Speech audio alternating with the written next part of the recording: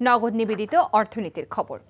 অর্থ উপদেষ্টা ডক্টর সালেউদ্দিন আহমেদ বলেছেন, আর্থিক খাতের সংস্কারে কাজ শুরু হয়েছে, তবে এখন অনেক কাজ বাকি আছে। যেমন ট্যাক্স খাতকে আরও সহজ করা, ব্যাংক থেকে তুলে নেওয়া টাকা উদ্ধার, ব্যাংকের তারল্য সংকট মোকাবেলা, মানুষের আস্থা ফিরিয়ে আনা সহ বেশ কিছু। সরকারের ১০০ দিন পূর্তি উপলক্ষে সকালে মন্ত্রণালয়ে সাংবাদিকদের তিনি এসব কথা জানান। বলেন, কোনো ব্যাংক বন্ধ করার ইচ্ছা সরকারের নেই।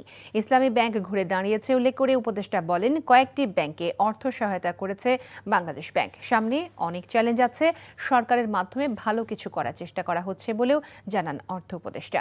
তিনি বলেন, আর্থিক খাতে বড় সমস্যা হলো নিয়ম কানুন না মানা। সংস্কারের কিছু আছে মধ্যমেয়াদী, যা এই সরকার করতে পারবে, কিছু দীর্ঘমেয়াদী, যা পরবর্তী সরকারকে করতে হবে।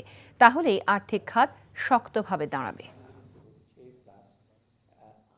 ব্যাংকিং সেক্টর, পুঁজি বাজার, তারপরে রেভিনিউ সেক্টর, এবং শুধু এটা না, আর্থিক বিষয় সংক্রান্ত বিভিন্ন প্রকল্প নেওয়া, প্রকল্পের আপনার ইমপ্লিমেন্টেশন, অনেক রকম আপনার যেটা আমরা অনিয়ম, দুর্নীতি করেছি, আমরা চেষ্টা করছি সেগুলি কারেক্ট করার জন্য। টাকা চুরির জন্য যদি আমার গলায় জুতার মালা পরাইতে হয়, তাহলে আমার শালীর সাথে প্রতারণা করার জন্য তোর ফাঁসি হবে। দুলা ভাই, আপনার তো ঘর জামাই বইলা একটা পরিচয় আছে, আমার তো তাও নাই।